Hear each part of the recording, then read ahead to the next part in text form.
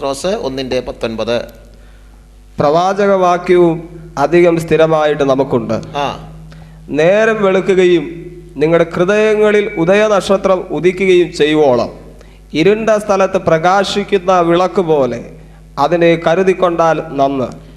നാം വായിച്ച തർജ്ജമയിൽ ഒരു തർജ്ജമ പെശകൊണ്ട് നാം വായിച്ചത് ഇങ്ങനെയാണ്: പ്രവാചകവാക്യവും അധികം സ്ഥിരമായിട്ട് നമുക്കുണ്ട്.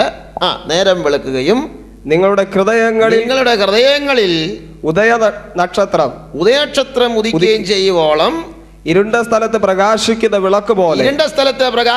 വിളക്ക് പോലെ അതിനെ കരുതിക്കൊണ്ടാൽ നന്ന്. ഇത് വായിച്ചാൽ മനസ്സിലാകത്തില്ല. ശരിയായ തർജ്ജമ ഞാനിവിടെ പറയുന്നു. പ്രവാചകവാക്യവും അധികം സ്ഥിരമായിട്ട് നമുക്കുണ്ട്. നേരം വെളുക്കുകയും ഉദയനക്ഷത്രം ഉദിക്കുകയും ചെയ്യുവോളം ഇരുണ്ട സ്ഥലത്ത് പ്രകാശിക്കുന്ന വിളക്ക് പോലെ നിങ്ങളുടെ ഹൃദയങ്ങളിൽ അതിനെ കരുതിക്കൊണ്ടാൽ നന്ന്. എന്ത് കരുതണം? പ്രവാചകവാക്യം അഥവാ ദൈവത്തിൻ്റെ വചനം. എവിടെ കരുതണം? നമ്മുടെ ഹൃദയങ്ങളിൽ കരുതണം. എങ്ങനെ കരുതണം? ഇരുണ്ട സ്ഥലത്ത് പ്രകാശിക്കുന്ന വിളക്ക് പോലെ കരുതണം. എത്രത്തോളം സമയം കരുതണം? ഉദയനക്ഷത്രം ഉദിക്കുകയും നേരം വെളുക്കുകയും ചെയ്യുവോളം കരുതണം. ഉദയനക്ഷത്രം ഉദിക്കുക എന്ന് പറഞ്ഞാൽ അത് എല്ലാവരും കാണുന്ന ഒരു കാര്യമല്ല. ആരാണോ ഉറക്കളച്ചിരിക്കുന്നത് അവർക്ക് മാത്രമേ ഉദയനക്ഷത്രം ഉദിക്കുന്നത് കാണുവാൻ കഴിയുകയുള്ളൂ. ഉറക്കപ്രിയന്മാരാരും കാണത്തില്ല. അവര് ഉറക്കം കഴിഞ്ഞ് പുതപ്പും പൊക്കി എഴുന്നേറ്റ് വരുമ്പോഴത്തേക്കും ഉദയനക്ഷത്രം ഉദിച്ച് മറഞ്ഞിരിക്കും. എന്നാൽ നേരം വെളുക്കുമ്പോഴാണ് സൂര്യൻ ഉദിക്കുന്നത്. അത് എല്ലാ ഉറക്കപ്രിയന്മാരും കാണും. അവൻ എഴുന്നേറ്റില്ലെങ്കിൽ അവൻ്റെ വീടിൻ്റെ ജനലിൻ്റെ ഉള്ളിൽ കൂടെ സൂര്യൻ്റെ കിരണങ്ങൾ അവൻ്റെ അടുത്തേക്ക് പാഞ്ഞെത്തും, അവനെ എഴുന്നേൽപ്പിക്കും. ഒരിക്കൽ ഒരു സ്ഥലത്ത് ഒരു ഉറക്കപ്രിയനായ ചെറുക്കനുണ്ടായിരുന്നു. അവൻ ശ്രദ്ധിച്ചപ്പോൾ കോഴിപ്പൂവൻ കൂവുന്നു. അപ്പം നേരം വെളുക്കുന്നു. നേരം വെളുക്കുന്നവന് ഇഷ്ടമല്ല. അവൻ നേരം വെളുക്കാതിരിക്കാൻ ചെയ്തത് കോഴിപ്പൂവനെ കൊന്നു. കുഞ്ഞെ, കോഴിപ്പൂവനെ കൊന്നതുകൊണ്ട് നേരം വെളുക്കാതിരിക്കയില്ല. ഉപദേശിയെ തല്ലിക്കൊന്നത് കൊണ്ട് യേശു വരാതിരിക്കയില്ല. ആമേൻ. ഉപദേശിമാരെ കൂവിക്കൊണ്ട് നടക്കുകയാണ്, യേശു വരുന്നേ, യേശു വരുന്നേ, യേശു വരുന്നേ എന്ന് കൂവിക്കൊണ്ട് നടക്കുകയാണ്. കുടിയന്മാർക്കും വെറിയന്മാർക്കും ഇത് ഇഷ്ടമല്ല. അവർ ഞങ്ങളെ തല്ലിക്കൊന്നത് കൊണ്ട് യേശു വരാതിരിക്കയില്ല. ഞങ്ങളെ തല്ലിക്കൊന്നാലും യേശു രണ്ടാമത് വരും. എത്ര പേർക്ക് ഉറപ്പുണ്ട് എൻ്റെ യേശു വരുമെന്ന്? ലോകത്തിലെ പല മഹാന്മാരും വന്നിട്ടുണ്ടെങ്കിലും അവരാരും രണ്ടാമത് വരാമെന്ന് പറഞ്ഞു പോയിട്ടില്ല. എന്നാൽ നമ്മുടെ കർത്താവ് മാത്രമാണ് രണ്ടാമത് വരാമെന്ന് പറഞ്ഞു പോയിരിക്കുന്നത്. രാഷ്ട്രീയ നേതാക്കന്മാർ എവിടെ? മതഗുരുക്കന്മാർ എവിടെ? ഈ ലോകം കണ്ട മഹാന്മാർ എവിടെ? അവരൊക്കെ മരിച്ചുപോയി. രണ്ടാമത് വരാമെന്ന് പറഞ്ഞു വന്ന ഏതെങ്കിലും നേതാവുണ്ടോ? ഇല്ല. ഒരു നേതാവുണ്ട്, അത് നമ്മുടെ കർത്താവായ യേശുവാണ്. ദൈവസഭയിൽ ആരും നേതാവ് കളിക്കരുത്. ദൈവസഭയിൽ നേതാക്കന്മാരില്ല. ദൈവസഭയിൽ ഒരു നേതാവേ ഉള്ളൂ, അത് ഉയർത്തെഴുന്നേറ്റ യേശുവാണ്. നമ്മളെല്ലാവരും അവൻ്റെ ശിഷ്യന്മാരാണ്. ആ മനോഭാവം ഏത് സഭയ്ക്കുണ്ടോ ആ സഭ വളരും. സ്തോത്രം, സ്തോത്രം. ഇവിടെ നീ റവയായി കളിച്ചുകൊണ്ട് കിടന്നാൽ നിന്നെ എൻ്റെ ദൈവം നല്ല പാഠം പഠിപ്പിക്കുന്ന ദിവസം വരുന്നു. റവറൻസ് എന്ന വാക്കിൻ്റെ അർത്ഥം ഭയങ്കരൻ എന്നാണ്. നമ്മളാരും ഭയങ്കരന്മാരല്ല, ദൈവം മാത്രമാണ് ഭയങ്കരൻ. ബൈബിളിലെ ദൈവത്തെക്കുറിച്ച് എഴുതിയിരിക്കുന്നത് ദൈവം ഭയങ്കരനാണെന്നാണ്. പാസ്റ്റർമാരാരും ഭയങ്കരന്മാരാകരുത്. ആമേൻ. പാസ്റ്റർമാരായാൽ മതി, ആരും ഭയങ്കരന്മാരാകരുത്. നമുക്ക് റവയും വേണ്ട, മൈദയും വേണ്ട. നമുക്ക് വേണ്ടത് പാസ്റ്റർമാരെയാണ്. എത്ര പേർക്ക് ഇതിനിടയിൽ ദൈവത്തെ സ്തുതിക്കാൻ കഴിയും? പേടിയുള്ളവരാരും ഹല്ലേലൂയ പറയണ്ട. ധൈര്യമുള്ളവർ മാത്രം ദൈവത്തെ സ്തുതിച്ചാൽ മതി. ശ്രീയേശു നാമം അതിശയ നാമം, ഏഴയന്നിക്കിംബനാമം. കൈകൊട്ടിപ്പാട്. പാപം എന്നിൽ നിന്ന് നീക്കാൻ എന്നിൽ കനിഞ്ഞ നാമം. എണ്ണമില്ല പാപം എന്നിൽ നിന്ന് നീക്കാൻ എന്നിൽ കനിഞ്ഞ നാമം. അന്യരെന്ന മേലെടുത്ത് എന്നേക്കുമായി മാച്ചു തന്ന ഉന്നതന്റെ വന്യനാമം.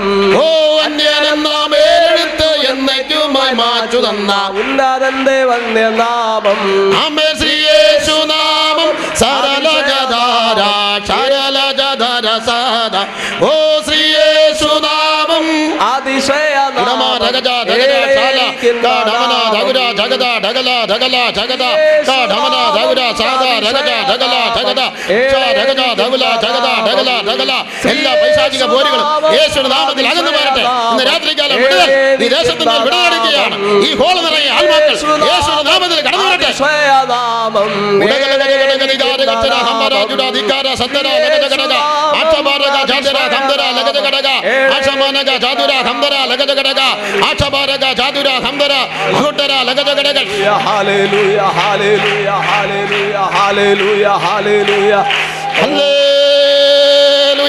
സ്തോത്രം. കരങ്ങൾ ഉയർത്തി 3 പ്രാവശ്യം ഹല്ലേലൂയ പാടിയാട്ടെ. Hallelujah, hallelujah, hallelujah. ഇത്രയും നല്ലൊരു യോഗ ഇവിടെ വെച്ചിട്ട് നടക്കാൻ കാലുണ്ടായിട്ട് ആരോഗ്യം ഉണ്ടായിട്ട് ഈ യോഗത്തിൽ കടന്നു വരാത്തവർ ഇനി കൊതിക്കുന്ന ദിവസം വരുന്നു. അവർ അയ്യോ എന്ന് വിളിക്കുന്ന ദിവസം വരുന്നു. ആശുപത്രി കിടന്ന് നീ മലർന്ന് ആശുപത്രി കിടന്ന് നിന്റെ വയറ് കീറിയിട്ടിരിക്കുമ്പോൾ നീ അയ്യോ എന്ന് നിലവിളിക്കും. നിനക്ക് നല്ല ഒരു യോഗം ദൈവം തന്നിട്ട് നീ വീട്ടിലിരിക്കെ എൻ്റെ ദൈവം നിന്നെ കൂച്ചിന് പിടിക്കുന്ന ദിവസം വരുന്നുണ്ട്. സ്തോത്രം. ഈ യോഗത്തിൽ പങ്കെടുത്ത എല്ലാവരെയും ദൈവം അനുഗ്രഹിക്കാൻ പോവുകയാണ്. എത്ര പേർക്ക് വിശ്വാസമുണ്ട് എന്നെ അനുഗ്രഹിക്കുന്നു? നമ്മൾ യേശുവിന്റെ നാമത്തിലാണ് ഇവിടെ കടന്നു വന്നത്, വേറെ ആരുടെയും നാമത്തിലല്ല. യേശുവിന്റെ നാമത്തിൽ കടന്നു വന്നവരെ യേശു തീർച്ചയായും അനുഗ്രഹിക്കും. യേശു പറഞ്ഞിട്ടുണ്ട്, ഒരു ഗ്ലാസ് പച്ചവെള്ളം കൊടുത്താൽ പ്രതിഫലം ഉണ്ടെന്ന്. അങ്ങനെയെങ്കിൽ കുഞ്ഞേ, നീ നടന്നിവിടെ വന്നതിന് സ്വർഗത്തിലെ ദൈവം നിനക്ക് പ്രതിഫലം നൽകും. നിനക്ക് മാത്രമല്ല നിന്റെ കുഞ്ഞുങ്ങൾക്കും പ്രതിഫലം നൽകും. സ്തോത്രം. നമ്മുടെ വിഷയം കർത്താവിന് മടങ്ങി വരവെന്നുള്ളതാണ്. വളരെ വിശാലമായൊരു വിഷയമാണ്. ഉള്ള സമയത്ത് നിന്നുകൊണ്ട് അതിൽ നിന്ന് ചില കാര്യങ്ങളാണ് ഇന്ന് രാത്രി നമ്മൾ ചിന്തിക്കുന്നത്. 1, ഉദയനക്ഷത്രം ഉദിക്കുക. 2, നേരം വെളുക്കുക. എന്താണ് ഉദയനക്ഷത്രം ഉദിക്കുക? യേശു ഒന്നാമത് വന്ന് കുരിശിൽ മരിച്ച് ഉയർത്തെഴുന്നേറ്റ് സ്വർഗത്തിലേക്ക് പോയി. യേശു സ്വർഗത്തിലേക്കാ പോയെന്ന് പ്രസംഗിക്കേണ്ടത് ശിഷ്യന്മാരാണ്. അതുകൊണ്ട് ഉയർത്തെഴുന്നേറ്റ് യേശു ഒളിച്ച് സ്വർഗത്തിലേക്ക് കടന്നു കളയാതെ ശിഷ്യന്മാർ കാണുകയാണ് സ്വർഗാരോഹണം ചെയ്തത്. ആമേൻ. യേശുക്രിസ്തു ഉയർത്തെഴുന്നേറ്റ ശേഷം ശിഷ്യന്മാരെ കാണാതെ ഇവിടുന്ന് കടന്നു കളഞ്ഞായിരുന്നെങ്കിൽ അവരുടെ പ്രസംഗം എങ്ങനെയായിരിക്കും? യേശു മരിച്ചു, ഉയർത്തെഴുന്നേറ്റു, കുറച്ചു നാളായിട്ട് കാണാനില്ല. അങ്ങനെ പ്രസംഗിച്ചാൽ ആരെങ്കിലും ബന്ധക്കോസി വരുമോ? സ്തോത്രം. എന്നാൽ അവർ പ്രസംഗിച്ചത് അങ്ങനെയല്ല. യേശു മരിച്ചു, യേശു ഉയർത്തെഴുന്നേറ്റു, അവൻ സ്വർഗാരോഹണം ചെയ്തു. ഹല്ലേലൂയ. അവൻ സ്വർഗത്തിൽ ജീവിക്കുന്നുണ്ട്. നമ്മുടെ കർത്താവ് എവിടെയുണ്ട്? സ്വർഗത്തിലുണ്ട്. എത്ര പേർക്ക് ഉറപ്പുണ്ട് എൻ്റെ യേശു സ്വർഗത്തിലുണ്ട്? നമ്മുടെ മഹാപുരോഹിതൻ റോമിലല്ല, നമ്മുടെ മഹാപുരോഹിതൻ അന്ത്യോക്യയിലല്ല, നമ്മുടെ മഹാപുരോഹിതൻ കുമ്പനാട്ടല്ല, നമ്മുടെ മഹാപുരോഹിതൻ തിരുവല്ലായിലല്ല. നമ്മുടെ മഹാപുരോഹിതൻ സ്വർഗത്തിലാണ്. നമുക്കൊരു മഹാപുരോഹിതനേ ഉള്ളൂ, അത് യേശുക്രിസ്തു മാത്രമാണ്.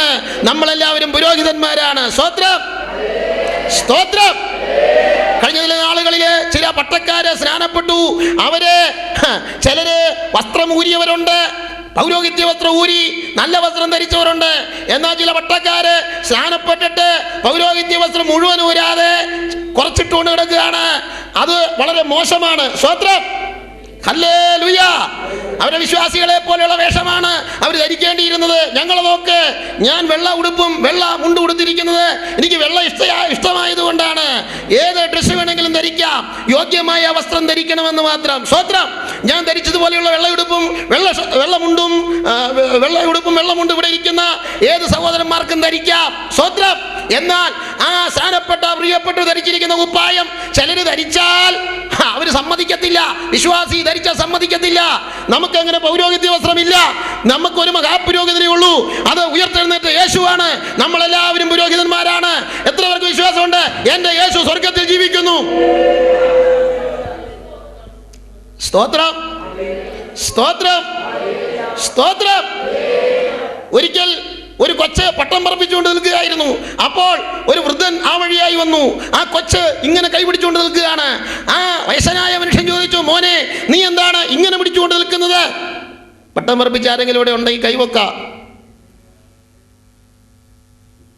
ഇല്ല, അതിന് പറപ്പിക്കണ്ട, ട്രാക്ട് കൊടുത്തല്ലേ ലേഖ, അതിന് പ്രതിഫലം കിട്ടും. അവനിങ്ങനെ പട്ടം പറപ്പിച്ചുകൊണ്ട് നിൽക്കുകയാണ്. അപ്പോൾ ആ വയസ്സൻ ചോദിച്ചു, എന്താണ് മോനെ നീ ഇങ്ങനെ കൈ പിടിച്ചുകൊണ്ട് നിൽക്കുന്നത്? അവൻ പറഞ്ഞു, അപ്പച്ചാ ഞാൻ പട്ടം പറപ്പിക്കുകയാണ്. ആ അപ്പച്ചൻ മുകളിലേക്ക് നോക്കിയിട്ട് ഇങ്ങനെ പറഞ്ഞു, മോനെ പട്ടമൊന്നും ആകാശത്ത് കാണാനില്ലല്ലോ. അപ്പോൾ ആ മോൻ പറഞ്ഞു, അപ്പച്ചാ ഞാൻ നോക്കിയിട്ട് പോലും എൻ്റെ പട്ടം എനിക്ക് കാണാൻ കഴിയുന്നില്ല. അത്ര ഉയരത്തിലാണ് എൻ്റെ പട്ടം കിടന്ന് പറക്കണത്. പിന്നെ എങ്ങനെയാണ് വൃദ്ധനായ അപ്പച്ചൻ്റെ കണ്ണുകൊണ്ട് കാണാൻ കഴിയുക? പക്ഷേ എൻ്റെ പട്ടം അപ്പച്ചന് കാണാൻ കഴിയത്തില്ല, എനിക്കും കാണാൻ കഴിയുന്നില്ല. പക്ഷേ എൻ്റെ പട്ടം മുകളിലുണ്ടെന്ന് എനിക്ക് നല്ല ഉറപ്പുണ്ട്. കാരണം പട്ടത്തെ കെട്ടിയ ചരട് എൻ്റെ കയ്യിലാണ്. അതിട്ട് ഇങ്ങനെ പിടിക്കുമ്പോൾ എനിക്കറിയാം പട്ടം മുകളിലുണ്ട്. ഇതുപോലെ ചോട്ട കാലി വിശ്വാസികൾക്ക് ഒരുറപ്പുമില്ല. പരിശുദ്ധാത്മാവുന്ന ചരടിട്ട് ഇങ്ങനെ പിടിച്ചാൽ നമുക്കറിയാം യേശു മുകളിലുണ്ട്. ഇത് പറഞ്ഞിട്ട് നീ ഒരു ഹല്ലേലൂയ പറയുന്നില്ലെങ്കിൽ നിന്നെ കുറിച്ച് എനിക്കൊന്നും പറയാനില്ല. എത്ര പേർക്ക് ഉറപ്പുണ്ട്? എൻ്റെ യേശു മുകളിലുണ്ട്. അവന് ഉയർപ്പിന്റെ ശക്തിയാണ് നമ്മുടെ മർത്തി ശരീരത്തിൽ വ്യാപരിച്ചുകൊണ്ടിരിക്കുന്നത്. ഹല്ലേലൂയ. നമ്മളെ താഴോട്ടും മുകളിലോട്ടും ചാടിക്കുന്നത് പ്രൈസ് ദി ലോർഡ് ഈ പരിശുദ്ധാത്മാവിന്റെ ശക്തിയാണ്. ഉറക്കം തൂങ്ങികളായ വിശ്വാസികൾ ആരും എൻ്റെ കർത്താവിന് വരവെങ്കിൽ പോകത്തില്ല. ആത്മനിറവുള്ളവരെ ചേർക്കാനാണ് യേശു വരുന്നത്. Price the lord, praise the Lord. ഒരു സ്വത്രം പോലും പറയാത്ത നീ ഏത് സ്വർഗത്തിൽ പോകാനാ? സ്വർഗത്തിൽ ചെന്നാൽ സദാ ആരാധനയാണ്. ആമേൻ. സഭായോഗം മുടക്കി കല്യാണത്തിന് പോകുന്ന ഒരു ഒറ്റ വിശ്വാസി കർത്താവിന് വരവെങ്കിൽ പോകത്തില്ല. ധൈര്യം ഉണ്ടെങ്കിൽ ദൈവത്തെ സ്തുതിച്ചോ. സ്തുതി വരുന്നില്ല, കല്യാണത്തിന് പോയില്ലേ, ഇനി പോകരുത്. 2009 ദൈവം തന്നാൽ സഭായം മുടക്കി കല്യാണത്തിന് ഞാൻ പോകില്ല എന്ന് തീരുമാനിച്ചോളൂ. സഭായം മുടക്കാതെ മുമ്പോട്ട് ജീവിക്കാൻ ആഗ്രഹിക്കുന്നവരെന്ന് കൈവന്തിച്ചേ. സഭായം എനിക്ക് മുടക്കാൻ ആഗ്രഹമില്ല, എനിക്ക് അങ്ങനെ മുമ്പോട്ട് പോകണമെന്ന് താല്പര്യമുണ്ടെന്ന് ആഗ്രഹമുള്ളവരെന്ന് കൈവന്തിച്ചേ. പൊന്തിച്ചു പിടിക്കേ.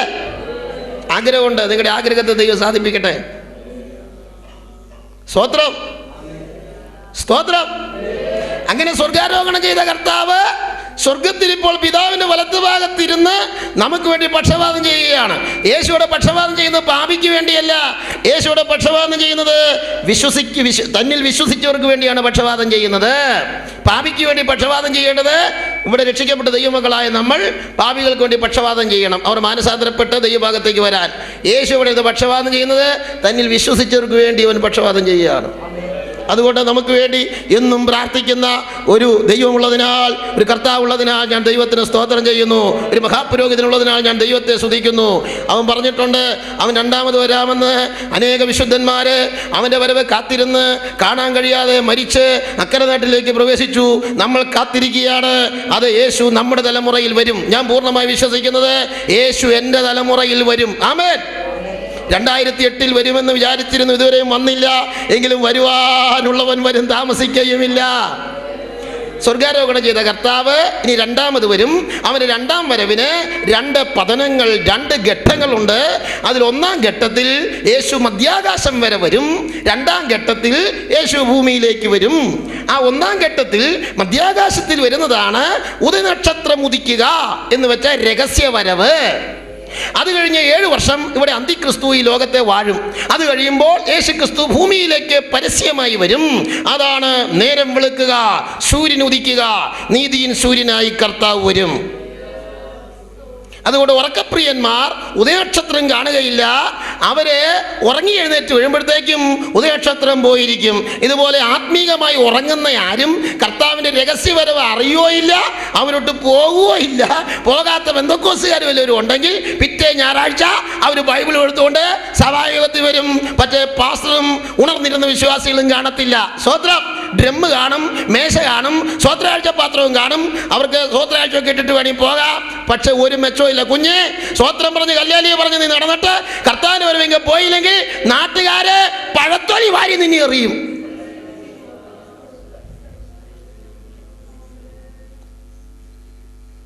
സ്തോത്രം. ഈ സങ്കീർത്തനത്തിലൊക്കെ സേലയുണ്ട്. അതുപോലെ ഞാനൊരു സേലയുടെ അവിടെ അല്പസമയം നിൽക്കുക, ചിന്തിക്കാൻ. ഇതിങ്ങനെ പറഞ്ഞു വിട്ടാൽ പോലല്ലോ, ഒന്ന് ചിന്തിക്കണ്ടേ. സ്തോത്രം. അപ്പോൾ ഉദയനക്ഷത്രം ഉദിക്കുക രഹസ്യവരവ്, നേരം വെളുക്കുക പരസ്യവരവ്. രഹസ്യവരവ് തൻ്റെ വിശുദ്ധന്മാരെ ചേർക്കാൻ വരികയാണ്. പരസ്യവരവ് വിശുദ്ധന്മാരോടുകൂടെ ഭൂമിയിലേക്ക് വാഴാൻ വരികയാണ്. നാം ഇതുവരെ സ്വർഗത്തിൽ പോയിട്ടില്ല പ്രിയപ്പെട്ടവരെ. അതുകൊണ്ട് നമ്മളെ സ്വർഗത്തിലേക്ക് ഒന്ന് കൊണ്ടുപോകണ്ടേ? കൊണ്ടുപോകാൻ കഴിവുള്ള ഒരാളേ ഉള്ളൂ, യേശു മാത്രമാണ്. യേശു പറഞ്ഞു, ഞാൻ തന്നെ വഴിയും സത്യവും ജീവനുമാകുന്നു, ഞാൻ മുഖാന്തരമല്ലാതെ ആരും പിതാവിന്റെ അടുക്കൽ എത്തുന്നില്ല. യേശു പറഞ്ഞത് ഞാനും എൻ്റെ മമ്മിയും വഴിയും സത്യവും ജീവനുമാകുന്നു എന്നല്ല, ഐ ആം ദ വേ, ഞാൻ തന്നെ വഴി. ആമേൻ. ആ വെളിപ്പാട് കിട്ടിയവർ ദൈവത്തെ സ്തുതിക്ക്. യേശു പറഞ്ഞത് ഞാനും എൻ്റെ ഡാഡിയും വഴിയും സത്യം ജീവനുമാകുന്നു അല്ല, ഞാൻ തന്നെ വഴിയും സത്യവും ജീവനുമാകുന്നു, ഞാൻ മുഖാന്തരമല്ലാതെ ആരും പിതാവിന്റെ അടുക്കൽ എത്തുന്നില്ല. മറിയ സ്വർഗത്തിൽ മരണശേഷം പോയത് യേശുവിലൂടെയാകയാൽ നമുക്ക് യേശുവിലൂടെ പോകാം. മറിയെ ഞങ്ങൾ ബഹുമാനിക്കുന്നു, പക്ഷേ മറിയെ ഞങ്ങൾ ആരാധിക്കയില്ല. സമുദായക്കാര് മറിയെ ബഹുമാനിക്കുകയായിരുന്നെങ്കിൽ വഴിവക്കത്ത് മറിയയുടെ പ്രതിമയുണ്ടാക്കി അവരെ ഭണ്ഡാരം വെക്കാൻ പാടില്ലായിരുന്നു. അവര് യേശുവിൻ്റെ അമ്മയായ മറിയെ ധർമ്മക്കാരൻ റോഡ് സൈഡ് തുണി വിരിച്ചിരിക്കുന്നത് പോലെ ഇതാ പൈസ പിരിക്കാൻ വേണ്ടി നിർത്തിയേക്കുക. അവരാണ് മറിയായെ അപമാനിക്കുന്നവർ. നമ്മൾ മറിയായെ അപമാനിക്കുന്നവരല്ല, ബഹുമാനിക്കുന്നവരാണ്. അതുകൊണ്ടാണ് വഴി സൈഡില് ധർമ്മക്കാരനെ പോലെ നമ്മൾ നിർത്താത്തത്. ഹല്ലേലൂയ. മറിയെ നമ്മൾ ആരാധിക്കുന്നില്ല, കാരണം ആരാധനയ്ക്ക് യോഗ്യൻ ദൈവം മാത്രമാണ്. യേശുക്രിസ്തു 40 ദിവസം ഉപവസിച്ചപ്പോൾ പിശാച് യേശുവിന്റെ അടുക്കൽ വന്നു. 3 പരീക്ഷ. അതിലൊരു പരീക്ഷ ഇങ്ങനെയാണ്: യേശുവിനെ ഉയർന്ന ഒരു പർവ്വതത്തിൽ മലയിൽ കൊണ്ടുപോയിട്ട് ലോകത്തിലുള്ള സകല രാജ്യങ്ങളെയും കാണിച്ചിട്ട് പറഞ്ഞു, ഇതെല്ലാം എങ്കൽ ഫലമേൽപ്പിച്ചിരിക്കുകയാണ്, എനിക്ക് ഇഷ്ടമുള്ളവന് ഞാൻ കൊടുക്കുന്നു, നീ എന്നെ വീണ് നമസ്കരിച്ചാൽ ഞാനിത് നിനക്ക് തന്നേക്കാം. യേശു നമസ്കരിച്ചില്ല. യേശു അങ്ങനെ നമസ്കരിക്കുന്നവനല്ല. ആമേൻ. യേശു പറഞ്ഞു, നിന്റെ ദൈവമായ കർത്താവിനെ നമസ്കരിച്ച് അവനെ മാത്രമേ ആരാധിക്കാവൂ എന്ന് എഴുതിയിരിക്കുന്നു. അതുകൊണ്ട് ആരാധനയ്ക്ക് യോഗ്യൻ വലിയവനായ ദൈവം മാത്രമാണ്. പിതാവിനെയും പുത്രനെയും പരിശുദ്ധാത്മാവിനെയും ഒഴികെ വേറെ ആരെയും ആരാധിക്കാൻ പാടില്ല. വേറെ ഏതെങ്കിലും നാമത്തിൽ ആരെങ്കിലും ആരാധിക്കുന്നുണ്ടെങ്കിൽ, ആ ആരാധന സ്വീകരിക്കുന്ന ഒരു ദൈവമുണ്ടെങ്കിൽ, ആ ആരാധന സ്വീകരിച്ച് മറുപടി നൽകുന്ന ആരെങ്കിലും ഉണ്ടെങ്കിൽ അത് പിശാചാണ്.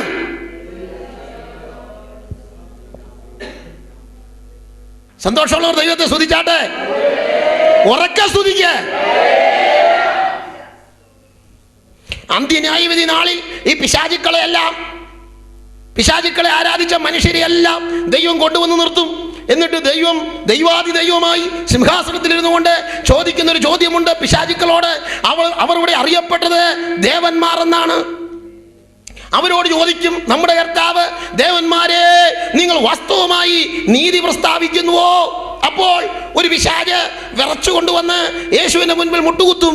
എന്നിട്ട് പറയും, യേശുക്രിസ്തു ആണ് എൻ്റെ കർത്താവ്. എന്നിട്ട് പറയും, മഹാദൈവമേ, ഞാനൊരു ദോഷവും ചെയ്തില്ല. പിശാച് നുണയനാണ്. ഞാനൊരു ദോഷവും ചെയ്തില്ല.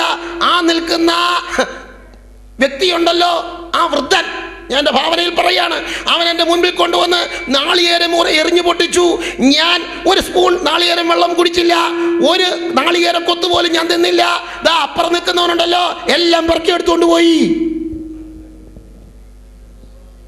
അപ്പോഴാണ് ആളുകൾക്ക് മനസ്സിലാകുക, ഞങ്ങൾ നാളികേരം എറിഞ്ഞു പൊട്ടിച്ചത് ദൈവത്തിന് മുമ്പിലല്ല, ഈ പന്ന പിശാചിന്റെ മുമ്പിലാണ്.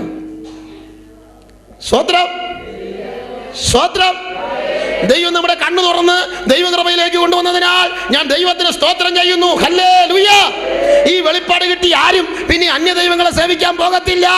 ക്രിസ്തുവിനെ കൊട്ടിപ്പാടി നിന്റെ വീട്ടിൽ വന്നാൽ നീ 10 പൈസ കൊടുക്കരുത്. നീ പൈസ കൊടുത്താൽ ബാബിലോണി ആത്മാവ് നിന്റെ വീട്ടിൽ കയറും. രക്ഷിക്കപ്പെട്ട് സ്നാനപ്പെട്ട ഒരൊറ്റ വിശ്വാസി നക്ഷത്രം കെട്ടി തൂക്കരുത്. അത് പൈശാചികമാണ്. ഡിസംബർ 25 യേശു ജനിച്ച തീയതിയല്ല. യേശു ജനിച്ചത് ഡിസംബർ മാസത്തിലേ അല്ല. തെളിയിക്കാൻ സമയമില്ല. ഏതാ ഡിസംബർ 25? നിമ്രോദിന്റെ മരണശേഷം നിമ്രോദിന്റെ ഭാര്യ ഒരു ആൺകൊച്ചിനെ പ്രസവിച്ചു. അപ്പോൾ ബാബിലോണി വധക്കാര് പറഞ്ഞു, നിമ്രോദ് വീണ്ടും ജനിച്ചതാണ്. ആ കൊച്ചി ജനിച്ച തീയതിയാണ് ഡിസംബർ 25. ബാബേൽ മതക്കാര് സൂര്യദേവന്റെ ജന്മദിനമായി കൊണ്ടാടിയിരുന്ന ഡേറ്റ് ആണ് ഡിസംബർ 25. യേശു ജനിച്ചതല്ല. ഡിസംബർ 25 കേക്ക് മുറിക്കുന്ന എല്ലാ ക്രിസ്ത്യാനികളും സൂര്യദേവന്റെ ആളുകളാണ്. സ്വോത്രം, സ്വോത്രം വരുന്നില്ല. ഹല്ലേലൂയ. പാട്ടും പാടി വീട്ടിൽ വന്നാൽ പറയണം, എൻ്റെ വീട്ടിൽ പാടണ്ട. ഞങ്ങൾ പാടും എന്ന് പറഞ്ഞാൽ കഴുത്തെ പിടിച്ച് തള്ളാൻ പോകണ്ട, അകത്ത് കയറി വാതിലടച്ചോളണം, 10 പൈസ കൊടുക്കരുത്. അതാ ഒറിജിനൽ പെന്തക്കോസ്. അങ്ങനെയുള്ളവരെ മതി നമുക്ക്. കുറേ ആളുകളെ കൂട്ടിക്കൊണ്ടുവരുന്നത് പാശയ്ക്ക് സ്വോത്രാഴ്ച കിട്ടും, ആളുകൾ നരകത്തിലും പോകും. ആളുകൾ കുറച്ചുള്ളെങ്കിലും നല്ല ഉഗ്രന്മാരായിരിക്കണം. സ്വോത്രം. കാഹളം കേട്ടാൽ ഇവിടുന്ന് പറന്നു പോകുന്നവരായിരിക്കണം നമ്മുടെ വിശ്വാസികൾ. Hallelujah, hallelujah, hallelujah. ഒരു പറ നെല്ലാണോ നല്ലത്, 10 പറ പതിരാണോ നല്ലത്? ഏതാ നല്ലത് പറ? ഒരു പറ നെല്ലാണോ നല്ലത്, 10 പറ പതിരാണോ നല്ലത്? ഏതാ നല്ലത്? ഒരു പറ നെല്ല്, നമുക്ക് നെല്ല് മതി, പതിരൊന്നും വേണ്ട പെന്തക്കോസ്തിൽ. സ്തോത്രം. യേശുക്രിസ്തുവിന്റെ രണ്ടാമത്തെ വരവ് മധ്യാകാശത്തിൽ വരുന്നത് നമ്മെ ചേർക്കാനാണ്.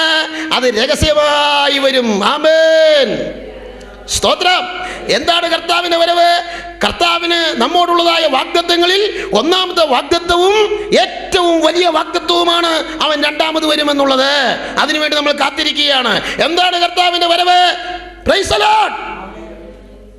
ദൈവമക്കളുടെ ജീവനുള്ള പ്രത്യാശയാണ്, ചത്ത പ്രത്യാശയല്ല, ജീവനുള്ള പ്രത്യാശ. കാരണം യേശുക്രിസ്തു ജീവനുള്ളവനാണ്. എന്താണ് കർത്താവിന്റെ വരവ്? ദൈവമക്കളുടെ ഭാഗ്യമേറിയ പ്രത്യാശ വിഷയമാണ്. എന്താണ് കർത്താവിന്റെ വരവ്? ദൈവമക്കൾക്ക് പുകഴ്ചയും തേജസ്സും മാനവും കൂലിയും പ്രതിഫലവും ലഭിക്കുന്ന സുവർണവേളയാണ് കർത്താവിന്റെ വരവ്. എന്താണ് കർത്താവിന്റെ വരവ്? ദൈവജനത്തിന്റെ ചിരകാല പ്രതീക്ഷയുടെ ശുഭസമാപ്തിയാണ് കർത്താവിന്റെ വരവ്. എന്താണ് കർത്താവിന്റെ വരവ്? മണവാളനും മണവാട്ടിയും തമ്മിൽ കണ്ടുമുട്ടുന്ന ശുഭസന്തോഷ മുഹൂർത്തമാണ് കർത്താവിന്റെ വരവ്. എന്താണ് കർത്താവിന്റെ വരവ്? ദൈവമക്കളുടെ കഷ്ടതയും അധ്വാനവും തീരുന്നത് കർത്താവിന്റെ വരവിലാണ്. ഞങ്ങളിങ്ങനെ പരസ്യയോഗങ്ങളൊക്കെ നടത്താൻ പോകാറുണ്ട്. എനിക്ക് ഏറ്റവും ഇഷ്ടമുള്ളൊരു യോഗമാണ് പരസ്യയോഗം. പരസ്യയോഗം ഒക്കെ ഇങ്ങനെ നടത്തി ഞങ്ങൾ നടക്കുക. പക്ഷേ അതിനെല്ലാം ഒരു അവസാനം വരും കർത്താവ് വന്നാൽ. Price the lord, praise the lord, praise the lord, praise the Lord. നമ്മുടെ കഷ്ടതകൾ തീരുന്ന, നമ്മുടെ കണ്ണുനീര് തുടയ്ക്കുന്ന, ആ മനോഹര ദേശത്ത് നമ്മെ ചേർക്കുന്ന ആ ഉയർപ്പിന്റെ സുപ്രഭാതം എത്രയും വേഗം പൊട്ടിവിടരാൻ പോകുന്നതിനാൽ ഞാൻ ദൈവത്തിന് സ്തോത്രം ചെയ്യുന്നു. യേശു വരുമോ? യേശു വരും. കാരണം എന്താ പറയുക? യേശു പറഞ്ഞിട്ടുണ്ട് യേശു വരുമെന്ന്. യേശു പറഞ്ഞാൽ പറഞ്ഞതാ, വാക്ക് മാറത്തില്ല.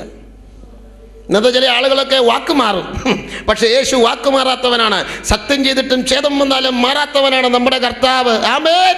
അവന്റെ വാക്ക് ഉവ്വ് ഉവ്വ് എന്നാണ്, ഇല്ല ഇല്ല എന്നാണ്. യേശു ഇല്ല എന്ന് പറഞ്ഞാൽ ഇല്ല, ഉവ്വ് എന്ന് പറഞ്ഞാൽ ഉവ്വ്, ഉവ്വ് എന്ന് പറഞ്ഞാൽ പിന്നെ അങ്ങനെയാണോ എന്നറിയാൻ വേറെ ഒന്നും അന്വേഷിക്കാൻ പോകണ്ട, അങ്ങനെ തന്നെ. മാത്രമല്ല ദൈവമക്കളുടെ കേന്ദ്രവും ആശ്വാസത്തിന്റെ ദൂതുമാണ് കർത്താവിന്റെ വരവ്. മരണവീട്ടിലൊക്കെ നമ്മൾ ചെന്നാൽ പറയുന്നത് യേശു രണ്ടാമത് വരുന്നു എന്ന് പറയുമ്പോൾ ഭർത്താവ് മരിച്ചിട്ട് കരയുന്ന ഭാര്യ കരച്ചിൽ നിർത്തും. ആശ്വാസത്തിന്റെ ദൂതാണ് കർത്താവിന്റെ വരവ്. എന്താണ് കർത്താവിന്റെ വരവ്? ഈ പുതിയ നിയമത്തിൽ 27 പുസ്തകങ്ങളിലായി 260 അധ്യായങ്ങളുണ്ട്. 260 അധ്യായങ്ങളിലായി 318 പ്രാവശ്യം യേശു രണ്ടാമത് വരുമെന്ന് പറഞ്ഞിട്ടുണ്ടെന്ന്. ആമേൻ. പഴയ നിയമത്തിൽ 39 അധ്യായങ്ങളാണ്. ആ 39 അധ്യായങ്ങളിൽ 39 പുസ്തകങ്ങളാണ്. 39 പുസ്തകങ്ങളിലായിട്ട് യേശു രണ്ടാമത് വരുമെന്ന് 350 പ്രാവശ്യം പറഞ്ഞിട്ടുണ്ട്. പഴയ നിയമത്തിൽ യേശുവിന്റെ ഒന്നാം വരവിനെ കുറിച്ച് ഏകദേശം 175 പ്രവചനങ്ങളാണ്. ആ പ്രവചനങ്ങൾ നിറവേറ്റാനാണ് ബേത്ലഹേമിൽ ജനിച്ച് കാൽവറി ക്രൂശിൽ അവൻ മരിച്ചത്. അപ്പോൾ ഏകദേശം 175 പ്രവചനങ്ങൾ നിറവേറി. ഒന്നാം വരവിനെ കുറിച്ച് ഏകദേശം 175 പ്രവചനങ്ങൾ ഉണ്ടെങ്കിൽ രണ്ടാം വരവിനെ കുറിച്ച് പഴയ നിയമത്തിൽ ഇരട്ടി 350 പ്രവചനങ്ങൾ ഉണ്ടെന്ന്. അപ്പോൾ 175 പ്രവചനങ്ങൾ നിറവേറ്റാൻ അവൻ ബേത്ലഹേമിൽ ജനിച്ച് കഷ്ടപ്പെട്ട് ലോകത്തിൽ ജീവിച്ച് ക്രൂശിൽ മരിച്ചെങ്കിൽ 350 നിറവേറ്റാൻ യേശു രണ്ടാമത് വരും. പുതിയ നിയമത്തിൽ 318 പ്രാവശ്യം. അപ്പോൾ 668 പ്രാവശ്യം യേശു രണ്ടാമത് വരുമെന്ന് ഈ ബൈബിളിലുണ്ട്. 175 പ്രാവശ്യത്തെ പ്രവചനങ്ങൾ, 175 ഭാഗങ്ങൾ നിറവേറ്റാൻ അവൻ ഒന്നാമത് 668 ഭാഗങ്ങൾ നിറവേറ്റാൻ യേശു വരാതിരിക്കയില്ല. സ്തോത്രം. പുതിയ നിയമത്തിൽ പൗലോസ് എഴുതിയ ലേഖനങ്ങൾ 14 താൻ ഒന്നാമത് എഴുതിയത് തെസ്സലോനിക്കർക്ക് എഴുതിയ 1 ലേഖനം, ഒടുവിൽ എഴുതിയത് തിമോത്തിയോസിന് എഴുതിയ 2 ലേഖനം. എബ്രായ ലേഖനം പൗലോസാണ് എഴുതിയതെന്ന് വിശ്വസിക്കപ്പെടുന്നു. അങ്ങനെയെങ്കിൽ 14 ലേഖനങ്ങളാണ് പൗലോസ് എഴുതിയത്. പൗലോസ് അപ്പോസ്തലൻ എഴുതിയ 14 ലേഖനങ്ങളിലെ സ്നാനത്തെക്കുറിച്ച് 13 പ്രസ്താവനകളേ ഉള്ളൂ. സ്നാനം ഒരു ചെറിയ കാര്യമല്ല, വലിയ കാര്യമാണ്. എല്ലാ ദിവസവും സ്നാനപ്പെടണമെന്ന് ഈ ബൈബിളിൽ എഴുതിയ ഉണ്ടായിരുന്നെങ്കിൽ ഞാൻ ഇന്നും സ്നാനപ്പെട്ടേനെ. പക്ഷേ യഥാർത്ഥ സ്നാനം ഒരിക്കൽ മതി. യാക്കോബക്കാരനായിരുന്ന എന്നെ മാമോദിസ വെള്ളം തളിച്ചിട്ടുള്ളതാണ്. പക്ഷേ എൻ്റെ 20ാമത്തെ വയസ്സിൽ യേശുവിൽ ഞാൻ വിശ്വസിച്ചപ്പോൾ ഞാൻ പീച്ചി സ്വിമ്മിംഗ് പൂളിൽ അഭിഷിക്തനായ ദൈവദാസന്റെ കൈക്കീഴിൽ മുങ്ങി സ്നാനപ്പെട്ടു. യേശുവിന്റെ നാമത്തിലല്ല മുങ്ങി, പിതാവിൻ്റെയും പുത്രന്റെയും പരിശുദ്ധാത്മാവിന്റെ നാമത്തിൽ മുങ്ങി. സ്വത്രം. തിരുവനന്തപുരംകാരനായ ഒരു സഹോദരൻ ആൽപ്പാറ IPC അവിടെ നടത്തിക്കൊണ്ടിരുന്ന ബൈബിൾ സ്കൂളിൽ ചേർന്ന് പഠിക്കുവാൻ വർഷങ്ങൾക്ക് മുമ്പ് വന്നു. അന്ന് ഞാൻ പീച്ചി സഭയുടെ ശുശ്രൂഷകനാണ്. പീച്ചി സഭയിൽപ്പെട്ടതായ പോൾ എന്നു പേരായ ഒരു സഹോദരനും ആ ബൈബിൾ സ്കൂളിൽ പഠിക്കുന്നുണ്ടായിരുന്നു. ഒരു വെള്ളിയാഴ്ച പ്രാർത്ഥനയ്ക്ക് പോൾ സഹോദരൻ ഈ സഹോദരനെയും കൂട്ടി ഞങ്ങളുടെ ഹാളിൽ വന്നു. ഞാൻ അറിഞ്ഞു ഈ സഹോദരൻ യേശുവിൻ്റെ നാമത്തിലാണ് സ്നാനപ്പെട്ടതെന്ന്. എനിക്കത് ഇഷ്ടപ്പെട്ടില്ല. ഞാൻ വെള്ളിയാഴ്ച പ്രാർത്ഥനയ്ക്ക് പ്രസംഗിക്കുന്ന വേളയിൽ യേശുവിൻ്റെ നാമത്തിലല്ല സ്നാനം, പിതാവിൻ്റെയും പുത്രൻ്റെയും പരിശുദ്ധാത്മാവിന്റെ നാമത്തിലാണ് സ്നാനം. യഥാർത്ഥ സ്നാനം ഒരിക്കലേറ്റാ മതി. യഥാർത്ഥമല്ലാത്തത് എത്ര ഏറ്റാലും യഥാർത്ഥമായത് ഒന്ന് ഏൽക്കണം. ശരിക്ക് ദൈവത്തിൻ്റെ വചനം പ്രസംഗിച്ചപ്പോൾ അന്ന് യോഗം കഴിഞ്ഞപ്പോൾ ആ സഹോദരൻ പറഞ്ഞു, എനിക്ക് സ്നാനപ്പെടണം. അങ്ങനെ ഞാനും പോൾ സഹോദരനും കൂടെ അദ്ദേഹത്തെ പീച്ചി ഡാമിൽ കൊണ്ടുപോയി സ്നാനപ്പെടുത്തി. അങ്ങനെ സന്തോഷത്തോടെ അദ്ദേഹം ആൽപ്പാറ അപേക്ഷകളിലേക്ക് മടങ്ങിപ്പോയി. ഇപ്പോൾ അദ്ദേഹം എവിടെയാണെന്ന് എനിക്ക് അറിഞ്ഞുകൂടാ. ലോകത്തിലുണ്ടെന്ന് ഞാൻ കരുതുന്നു. തിരുവനന്തപുരം ജില്ലയിൽ ഉണ്ടെന്ന് വിചാരിക്കുന്നു. അദ്ദേഹത്തെ പിന്നെ ഞാൻ കണ്ടിട്ടില്ല. എവിടെയാണെന്ന് അറിഞ്ഞുകൂടാ. സ്തോത്രം, സ്തോത്രം. എത്ര പേർക്ക് പറയാൻ കഴിയും, ഞാൻ വെറുതെ മുങ്ങിയതല്ല, പിതാവിൻ്റെയും പുത്രന്റെയും പരിശുദ്ധാത്മാവിന്റെ നാമത്തിൽ ആഭരണം ഊരി മുങ്ങിയവരെ ഓർത്ത് ഞാൻ ദൈവത്തെ സ്തുതിക്കുന്നു. ആമേൻ. ഹിന്ദു കുടുംബത്തിൽപ്പെട്ടതായ ഒരു സഹോദരനെ സ്നാനപ്പെടുത്തുവാൻ വേണ്ടി എന്നോട് പറഞ്ഞപ്പോൾ ഞങ്ങൾ ഭാരതപ്പുഴയിലേക്ക് പോയി. അവിടെ ഭാരതപ്പുഴ മണൽപ്പുറത്ത് ഇരുന്ന് ആ സഹോദരന് വേണ്ടി സ്നാനത്തിൻ്റെ ക്ലാസ് എടുത്തു. അങ്ങനെ ക്ലാസ് എടുത്തുകൊണ്ടിരിക്കുമ്പോൾ അദ്ദേഹത്തിൻ്റെ ഭാര്യയും ആഭരണം ധരിച്ചവിടെ വന്നിട്ടുണ്ടായിരുന്നു. ക്ലാസ് കഴിഞ്ഞപ്പോൾ ആ സഹോദരി പറഞ്ഞു, പാസ്റ്ററെ എനിക്ക് സ്നാനപ്പെടണം, ഞാനിപ്പോൾ ആഭരണം ഊരാം. ഞാൻ സ്നാനപ്പെട്ട് കഴിഞ്ഞ് ആഭരണം ഇടാൻ പാസ്റ്റർ സമ്മതിക്കണം. ഞാൻ പറഞ്ഞു, നീ ഇപ്പോൾ സ്നാനപ്പെടണ്ട, എന്നേക്കുമായി ആഭരണം ഊരാൻ നീ എന്ന് തീരുമാനിക്കുന്നു അന്ന് സ്നാനപ്പെട്ടാൽ മതി എന്ന് പറഞ്ഞ് അവളെ സ്നാനപ്പെടുത്താതെ അവളെ ഭർത്താവിനെ അന്ന് ഭാരതപ്പുഴയിൽ മുക്കി സ്നാനപ്പെടുത്തി. സ്തോത്രം. ഞങ്ങൾ സ്നാനപ്പെടുത്താൻ നേരത്ത് ആഭരണം ഞാൻ സ്നാനപ്പെട്ട് കഴിഞ്ഞ് ധരിക്കുമെന്ന് ആരെങ്കിലും പറഞ്ഞാൽ ഞങ്ങൾ സ്നാനപ്പെടുത്തുകയില്ല. കാരണം അത് വേദവിപരീതമാണ്. സ്തോത്രം, സ്തോത്രം. ഞാനിത് പറയാൻ കാരണം എന്താണെന്നറിയാവോ? ഞാൻ തിരുവനന്തപുരത്ത് എള്ളുവിള വന്നിട്ട് ഞാൻ ഈ സത്യം പറയാതെ പോയിട്ട് നിങ്ങൾ ആരെങ്കിലും സത്യം അറിയാതെ മരിച്ചുപോയാൽ നിങ്ങളുടെ രക്തം ഏക്കത്തമ്പിയോട് ചോദിക്കും. അതുകൊണ്ട് ന്യായവിധി നാളിൽ എൻ്റെ ഏപ്പാടാതിരിക്കാൻ വേണ്ടി ഞാൻ ഇവിടെ നിന്ന് പറയുകയാണ്, അല്ലാതെ കുത്തി പ്രസംഗിക്കുകയല്ല.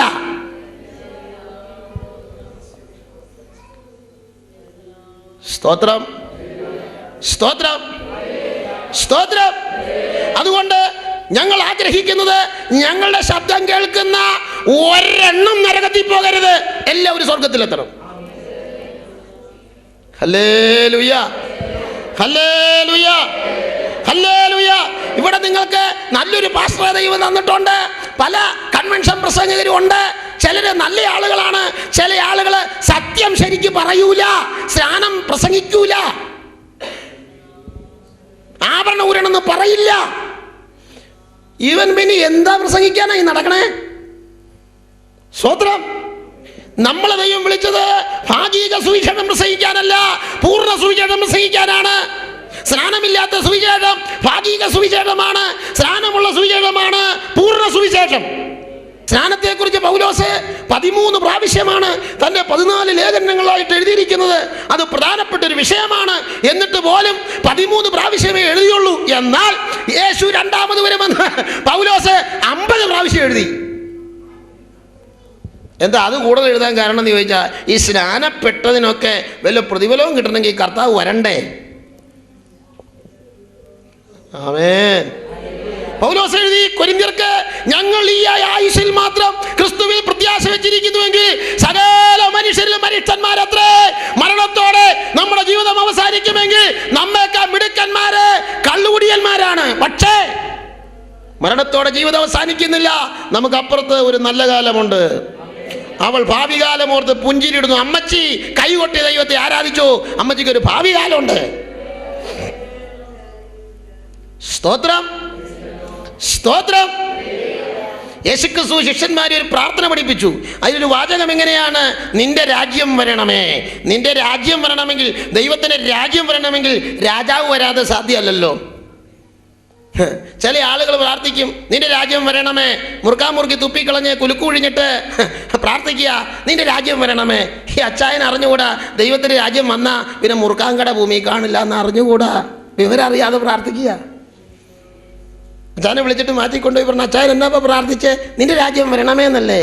അത് അച്ചായ, ദൈവത്തിന്റെ രാജ്യം ഭൂമി വന്നാൽ പിന്നെ മുറുക്കാൻ വാങ്ങാൻ കിട്ടൂല. കാര്യം മനസ്സിലാക്കി പ്രാർത്ഥിച്ചോളൂ. സ്തോത്രം, സ്തോത്രം. മാത്രമല്ല അപ്പോസ്തലന്മാരുടെ ഉപദേശം എന്തായിരുന്നു എന്നറിയാവോ? കർത്താവിന്റെ വരവ്. അവരുടെ പ്രത്യാശ എന്തായിരുന്നു എന്നറിയാവോ? കർത്താവിന്റെ വരവ്. പൗലോസ് ഒന്നാമത് എഴുതിയ ലേഖനം തെസ്സലോനിക്കർക്ക് എഴുതിയ 1-ാം ലേഖനമാണ്. അതിൽ 5 അധ്യായങ്ങളാണ്. 5 അധ്യായത്തിലും കർത്താവ് രണ്ടാമത് വരുമെന്ന് എഴുതി. Praise the lord, praise the lord, praise the lord. യേശു വരുമോ? പ്രിയപ്പെട്ടവരെ, നമ്മുടെ കർത്താവ് തീർച്ചയായും വരും. കർത്താവിന്റെ വരവിനെ കുറിച്ചുള്ള പ്രസംഗങ്ങൾ ഇന്ന് വളരെ കുറവാണ്. ഹല്ലേലൂയ. പാശ്ചാത്യ സംസ്കാരവും പണവും കേരളത്തിലേക്ക് വന്നതോടുകൂടെ പലരും ലോകമയന്മാരായി തീർന്നിരിക്കുകയാണ്. ഹല്ലേലൂയ. തെരുവിലിറങ്ങി പ്രസംഗിക്കുവാൻ ഇന്ന് ആളുകളെ കിട്ടാൻ ബുദ്ധിമുട്ടാണ്. ഇന്ന് സ്റ്റേജ് കെട്ടിക്കൊടുത്താൽ ആളുകൾ പ്രസംഗിക്കും, എന്നാൽ തെരുവിലേക്ക് ഇറങ്ങാൻ ഇന്ന് ആളുകളില്ല. അങ്ങനെയുള്ള വീരന്മാരായ ദൈവദാസന്മാരെ കേരളക്കരയ്ക്ക് ദൈവം സമ്മാനിക്കാൻ നമ്മൾ പ്രാർത്ഥിക്കണം. തത്തമ്മേ പൂച്ച പൂച്ച എന്ന് പറഞ്ഞുകൊണ്ടിരുന്നുകൊണ്ട് കാര്യം നടക്കത്തില്ല. സത്യം തുറന്നു പറയണം. ഹല്ലേലൂയ. സ്നാപയോഹന്നാൻ സത്യം പറഞ്ഞതിനാൽ അവന്റെ തല തളികയിൽ വന്നു. ഹല്ലേലൂയ. എന്നാൽ യോഹന്നാൻ സ്വർഗത്തിലേക്ക് പോയി. ഇന്ന് യേശു വന്നാൽ യോഹന്നാൻ തലയോടെ എഴുന്നേറ്റ് വരും. ഹേരോദാവിനെ പോലെയും ഹേരോദിയെ പോലെയും കുറെ നാൾ ജീവിക്കണേക്കാൾ നല്ലത് സ്നാപയോഹന്നാനെ പോലെ പെട്ടെന്ന് മരിക്കണതാ. 90-100 കൊല്ലം ജീവിച്ചിരുന്ന് നരകത്തിൽ പോണേക്കാൾ നല്ലത് നല്ല പ്രായത്തിൽ മരിച്ച് സ്വർഗത്തിൽ പോണതാ. കുഞ്ഞെ, നിനക്ക് പേടിയുണ്ടെങ്കിൽ നീ കൈകൊട്ടി ആരാധിക്കണ്ട. പേടിയില്ലെങ്കിൽ കൈ അടിച്ചൊന്ന് ദൈവത്തെ സ്തുതിക്കുന്ന രാത്രി ഇന്ന് കൈകൊട്ടി ആരാധിച്ച ദൈവമക്കള്.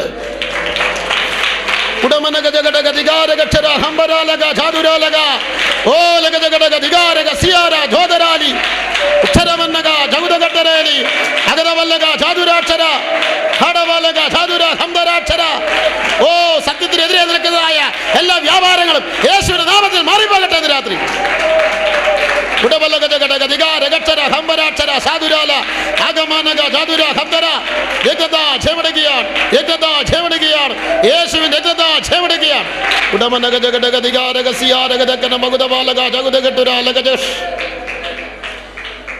യേശു ഈ ഭൂമിയിൽ വന്നപ്പോൾ 6 സ്ഥലത്ത് വെച്ചാണ് താൻ രണ്ടാമത് വരുമെന്ന് പറഞ്ഞത്. ഒന്നാമത് യേശു പറഞ്ഞത് ഫിലിപ്പിന്റെ കൈസയുടെ പ്രദേശത്ത് വെച്ച്, രണ്ടാമത് യേശു പറഞ്ഞത് ഒലിവുമലയിൽ വെച്ച്, മൂന്നാമത് യേശു പറഞ്ഞത് മറിയായുടെ വീട്ടിൽ വെച്ച്, നാലാമത് യേശു പറഞ്ഞത് കയ്യാഫാവിന്റെ അരമനയിൽ വെച്ച്, അഞ്ചാമത് യേശു പറഞ്ഞത് തിബിരിയാസ് കടൽക്കരയിൽ വെച്ച്, ആറാമത് യേശു പറഞ്ഞത് പത്മോസ് ദ്വീപിൽ വെച്ച്. ഇങ്ങനെ 6 സ്ഥലത്ത് വെച്ച് യേശു രണ്ടാമത് വരുമെന്ന് പറഞ്ഞു. മത്തായി 16:27 ഫിലിപ്പിന്റെ കൈസര പ്രദേശത്ത് വെച്ച് കർത്താവ് ഇങ്ങനെ പറഞ്ഞു, മനുഷ്യപുത്രൻ തന്റെ പിതാവിന്റെ മഹത്വത്തിൽ തന്റെ ദൂതന്മാരുമായി വരും. അപ്പൊ യേശു ഒറ്റയ്ക്കല്ല വരുന്നത്, വരുമ്പോൾ അവന്റെ ചുറ്റും ദൂതന്മാരുണ്ടായിരിക്കും. Praise the lord, praise the lord. കോടി കോടി മാലാഖമാരുടെ അകമ്പടിയോടെയാണ് നമ്മുടെ കർത്താവ് വരുന്നത്. നമ്മുടെ മന്ത്രിമാർ പോകുമ്പോൾ പോലീസുകാർ പിന്നാലെ ഓടിയെത്തുന്നത് പോലെ, സ്തോത്രം, നമ്മുടെ കർത്താവ് വരുമ്പോൾ സ്വർഗത്തിലെ പോലീസുകാരായ ദൂതന്മാരുടെ അകമ്പടിയോടെ യേശു വരികയാണ്. അവൻ അത്ഭുത മന്ത്രിയാണ്, വീരനാം ദൈവമാണ്, നിത്യപിതാവാണ്, സമാധാന പ്രഭുവാണ്. Price the Lord. അങ്ങനെ ദൂതന്മാരുടെ അകമ്പടിയോടുകൂടെ വരുമ്പോൾ യേശു നടുവിലും ദൂതന്മാർ ചുറ്റിലുമായിരിക്കും. നമ്മൾ ഇവിടുന്ന് ഉയർത്തെഴുന്നേറ്റും രൂപാന്തരപ്പെട്ടും അങ്ങോട്ട് കയറി ചെല്ലുമ്പോൾ ദൂതന്മാർക്ക് നമ്മളെ കാണുമ്പോൾ നാണം തോന്നും. അതിന്റെ കാരണം എന്നറിയോ? ദൂതന്മാരുടെ തേജസ്സിനെ വെല്ലുന്ന തേജസ്സാണ് നമ്മുടെ തേജസ്. മെർക്കുറി ബൾബിന്റെ മുമ്പിൽ, പ്രൈസ് ദി ലോർഡ്, ഈ മെഴുകുതിരി കത്തിച്ചു വെച്ചോണ്ടിരിക്കും ദൂതന്മാർ. മെർക്കുറി ബൾബ് കത്തിച്ചു വെച്ചാൽ അതിൻ്റെ അടുത്ത് മെഴുകുതിരി വെച്ചാൽ എങ്ങനെ ഇരിക്കും? ദൂതന്മാർ ദൈവ തേജസ്സുള്ളവരാണ്, ദൈവ തേജസ്സിലാണ് സഞ്ചരിക്കുന്നത്. പക്ഷേ അതിനേക്കാൾ തേജസ്സേറിയവരാണ് നമ്മൾ. സഹോദരി, നിനക്ക് ആ സന്തോഷമുണ്ടോ? ഹല്ലേലൂയ. ഞാൻ എന്താ കർത്താവിന് വേലയ്ക്ക് ഇറങ്ങാൻ കാരണം എന്നറിയാവോ? കർത്താവിനെ വേലയ്ക്ക് വിളിച്ചതുകൊണ്ടാണ്, അതാണ് പ്രധാന കാരണം. പക്ഷേ ഈ ലോകത്തിലെ ജോലിയും ചെയ്ത് കുറച്ച് അമ്പളവും മേടിച്ച് അതുകൊണ്ട് കുറച്ച് അരിയും ഇറച്ചിയും മീനും വാങ്ങി തിന്ന് നടക്കുന്നേക്കാൾ എത്ര നല്ലതെന്നറിയാവോ കർത്താവിൻ്റെ വേല ചെയ്യണത്? ഞങ്ങൾ ആരാണെന്ന് ലോകം അറിയാൻ പോകുന്നേ ഉള്ളൂ. ബൈബിൾ സ്കൂളിലെ കഞ്ഞി കുടിച്ചതിൻ്റെ വില എന്താണെന്ന് മനസ്സിലാക്കുന്ന ദിവസങ്ങൾ വരുന്നു. എന്നാൽ കുഞ്ഞെ, നീ പൂർണ്ണസമയം വേലയ്ക്ക് ഇറങ്ങിയില്ലെങ്കിലും നീ വിശ്വാസിയായിരിക്കുമ്പോൾ തന്നെ കർത്താവിന്റെ വേലയിൽ പങ്കാളിയാകുക, ഇരുന്ന് പ്രാർത്ഥിക്കുക, ആമേൻ, പണം കൊടുത്ത് സഹായിക്കുക, മാത്രമല്ല ലഘുലേഖകൾ വിതരണം ചെയ്യുക. ഇങ്ങനെയുള്ള യോഗങ്ങൾക്ക് വന്ന് ഒന്ന് പ്രാർത്ഥിച്ച് കൈയടിച്ച് ആരാധിക്കുക, യോഗം അനുഗ്രഹിക്കപ്പെടാൻ. എന്നൊക്കെ പ്രതിഫലമുണ്ട്. തേജസ്, എനിക്ക് അതിലേക്കൊന്നും കടക്കാൻ സമയമില്ല. ഞാൻ മിന്നൽ പോലെ ഓടിപ്പോവുകയാണ്. സ്തോത്രം. Hallelujah, hallelujah. നിങ്ങൾ പ്രാർത്ഥിച്ചുകൊണ്ടിരുന്നാൽ നിങ്ങൾക്ക് ലഭിക്കേണ്ടത് ഇന്ന് കർത്താവ് തരും. സ്തോത്രം.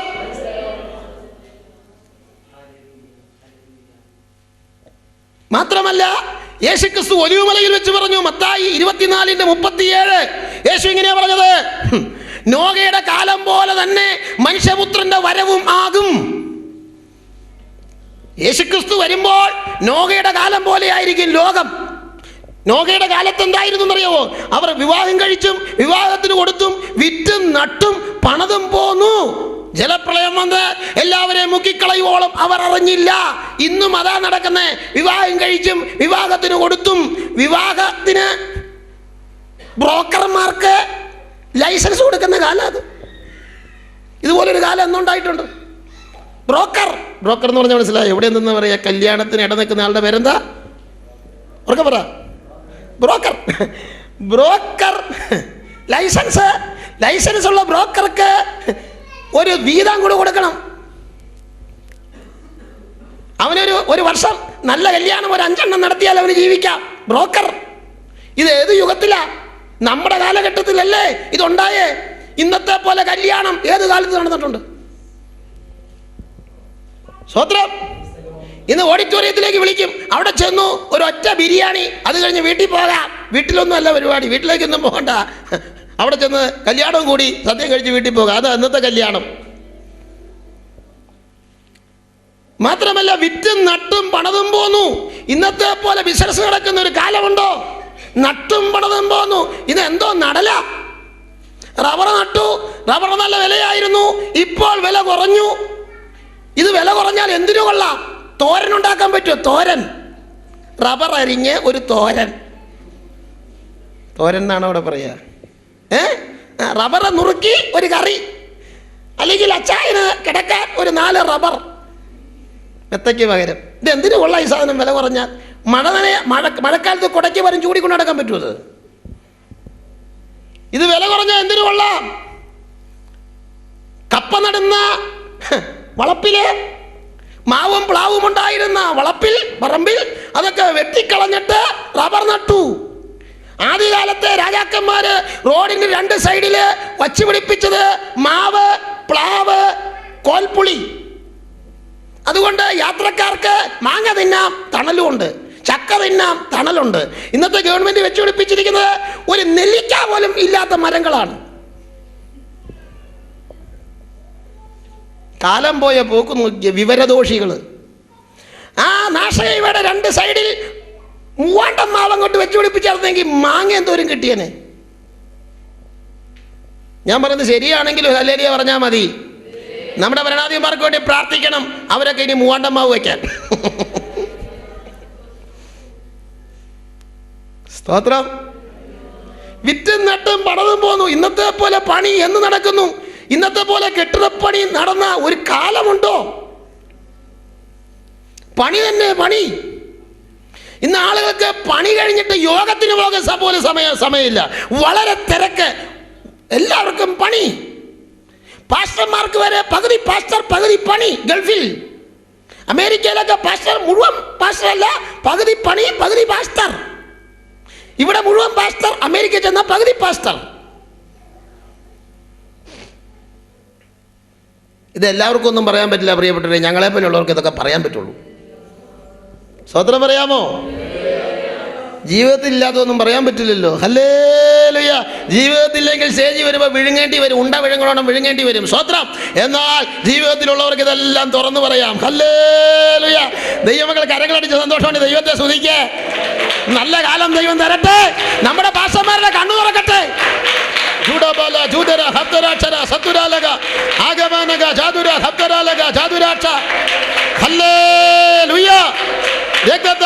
ജയം.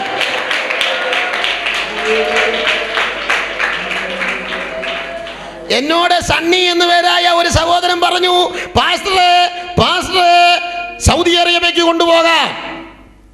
ഞാൻ ഇപ്പോൾ ശ്രദ്ധിക്കുന്ന സഭയിലെ ഒരു സഹോദരൻ കുടുംബമായിട്ട് സൗദി അറേബ്യയിലുണ്ട്. അദ്ദേഹത്തിനും എന്നെ കൊണ്ടുപോകാൻ താല്പര്യമായിരുന്നു. എന്നാൽ അതിനു മുമ്പേ സണ്ണി എന്ന് പേരായ ഒരു സഹോദരൻ എന്നോട് പറഞ്ഞു, തമ്പി പാസ്റ്ററെ സൗദി അറേബ്യക്ക് കൊണ്ടുപോകാം. ഞാൻ ചോദിച്ചു, വിസിറ്റിംഗ് വിസ കിട്ടുമോ? ബിസിനസ് വിസയാണ് സൗദി അറേബ്യയിൽ കിട്ടത്തുള്ളൂ. ബിസിനസ് വിസയിൽ ഞാൻ സൗദി അറേബ്യക്കില്ല. വിസിറ്റിംഗ് വിസ കിട്ടുമെങ്കിൽ നോക്ക്, എന്നിട്ടാകാം അടുത്ത പരിപാടി. അന്വേഷിച്ചിട്ട് കിട്ടുമെങ്കിൽ ഫോൺ വിളിക്ക്. ഇതുവരെ അദ്ദേഹം പിന്നെ എനിക്ക് ഫോൺ വിളിച്ചിട്ടില്ല. കാരണം അവിടെ പാസ്റ്റർമാർക്ക് വിസിറ്റിംഗ് വിസ ഇല്ല, ബിസിനസ് വിസ. ഒരു പാസ്റ്റർ മാത്രം വേറൊരു വിസയിൽ പോയതായിട്ട് കേട്ടു. വിസിറ്റിംഗും അല്ല, ബിസിനസ്സും അല്ല, വേറൊരു വിസ. വേറെ ആർക്കും കിട്ടിയതായിട്ട് അറിവില്ല. കിട്ടിയിട്ടുണ്ടെങ്കിൽ സ്വത്രം. Business visa. എന്താണ് AK തമ്പി പോകാത്തതിന്റെ കാരണം എന്ന് പറയാമോ? ഞാൻ ബിസിനസ്സുകാരനല്ല. നുണ പറഞ്ഞിട്ട് സൗദി പോയിട്ടുള്ള കാശ് വേണ്ട. സ്വത്രം പറയാമോ? രേഖ ബിസിനസ്സുകാരൻ. അവിടെ ഇറങ്ങുമ്പോൾ വല്ല അറബിയും എന്തിനാ ഇവിടെ വന്നേന്ന് ചോദിച്ചാൽ ബിസിനസ്സിനാ വന്നേന്ന് നുണ പറയണം.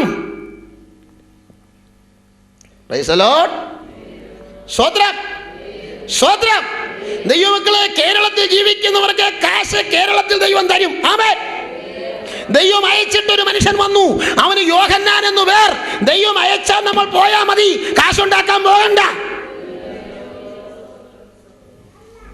ഈ ബൈബിൾ നമ്മൾ പിടിച്ചത് കാശുണ്ടാക്കാനല്ല, കർത്താവിനെ പ്രസംഗിക്കാനാണ്. ആമേൻ. കാശ് നമ്മുടെ പിന്നാലെ വരണം. പിന്നാലെ വരുമോ? പിന്നാലെ വരും. അതിന്റെ പിന്നാലെ ഓടി നടന്നാൽ അതിനെ പ്രാപിക്കാൻ പറ്റില്ല, സ്വർഗത്തിലും പോകാൻ പറ്റില്ല. പക്ഷേ യേശുവിന്റെ പിന്നാലെ നടന്നാൽ ആവശ്യത്തിനുള്ള പണം പിന്നാലെ വരും. നന്മയും കരുണയും എൻ്റെ ആയുഷ്കാലമൊക്കെയും എൻ്റെ മുമ്പിൽ പോകുന്നല്ല വാക്യം. പിന്നെ എന്തെന്നാ? നന്മയും കരുണയും എൻ്റെ ആയുഷ്കാലമൊക്കെയും എന്നെ പിന്തുടരും. ഞാനോ യഹോവയുടെ ആലയത്തിൽ. ചില സമാജത്തിന് ഇടയ്ക്ക് നിന്ന് ഇറങ്ങിപ്പോവും. പ്രസംഗം കഴിഞ്ഞ് പാസ്റ്റർ പ്രാർത്ഥിക്കാൻ പറഞ്ഞപ്പോൾ സഹോദരൻ ഹോളിലില്ല, ബസ് സ്റ്റോപ്പിലെത്തി.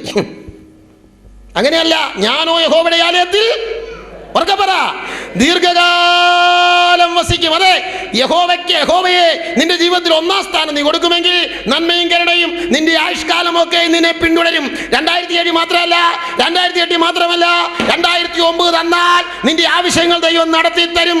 പെന്തക്കോസ്തുകാരുടെ മക്കള് ഇതുവരെ ലോകത്തിലെ തെണ്ടി നടന്നിട്ടില്ല. ആമേൻ. അമ്മച്ചിമാരെ, കർത്താവിനെ നിങ്ങൾ സേവിച്ചാൽ നിങ്ങളുടെ മക്കൾ പിച്ചപ്പാത്രം എടുക്കേണ്ടി വരില്ല എന്ന് ദാവീദ് പറയും. ഞാൻ ബാലനായിരുന്നു, വൃദ്ധനായി തീർന്നു, നീതിമാൻ തുണയില്ലാതിരിക്കുന്നതും അവന്റെ സന്തതി ആഹാരം ഇരക്കുന്നതും ഞാൻ കണ്ടിട്ടില്ല. നോഹയുടെ കാലം പോലെ തന്നെയാണ് മനുഷ്യപുത്രന്റെ വരവ്. ലോത്തിന്റെ കാലം പോലെ തന്നെയാണ് മനുഷ്യപുത്രന്റെ വരവ്. പാപം വർദ്ധിച്ച കാലയളവ് കണ്ടോ. ബ്രിട്ടനില് പുരുഷനും തമ്മിൽ വിവാഹം കഴിക്കുവാൻ ബ്രിട്ടീഷ് ഗവൺമെന്റ് അനുവാദം കൊടുക്കുന്നു. ബ്രിട്ടൻ അതിൽ നിന്ന് മടങ്ങി വരുന്നില്ലെങ്കിൽ ബ്രിട്ടന്റെ മേൽ ദൈവത്തിന് ന്യായവിധി വരും. അമേരിക്കയിൽ പുരുഷനും സ്വത്രം ദൈവമക്കളെ, ലോകമല്ലാതെ വഷളായി. ഞങ്ങൾ പറക്കുന്ന തൃശൂർ ടൗണിൽ കൂടെ ലൈംഗിക തൊഴിലാളികൾ ജാഥ നടത്തി. അതിന്റെ വാർത്ത മാധ്യമത്തിൽ വന്നു, ഫോട്ടോ സഹിതം വന്നു. ലൈംഗിക തൊഴിലാളികൾ തൃശൂർ ടൗണിൽ കൂടെ ജാഥ നടത്തി. അതെ, അത്രത്തോളം ലോകം ഇന്ന് വഷളായി. നോഹയുടെ കാലം, ലോത്തിന്റെ കാലം വിവരിക്കാൻ സമയമെടുക്കുന്നില്ല. നമ്മുടെ ഇന്ത്യ, നമ്മുടെ കേരളം വല്ലാതെ വഷളായി. കുറച്ച് ജീവിക്കുന്ന യുവമക്കളുള്ളത് കൊണ്ട് ദൈവം ന്യായം വിധിക്കാതെ ഇട്ടിരിക്കുകയാണ്. അതെ, ഇങ്ങനെ ഒരു കാലത്ത് വേണം യേശു വരാൻ.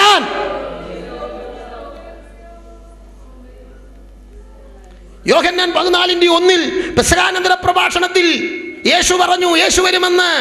അവിടെ നാം വായിക്കുന്നു, യേശു പറയാണ്, നിങ്ങളുടെ ഹൃദയം കലങ്ങിപ്പോകരുത്, ദൈവത്തിൽ വിശ്വസിപ്പീൻ, എന്നിലും വിശ്വസിപ്പീൻ. എന്റെ പിതാവിന്റെ ഭവനത്തിൽ അനേക വാസസ്ഥലങ്ങളുണ്ട്.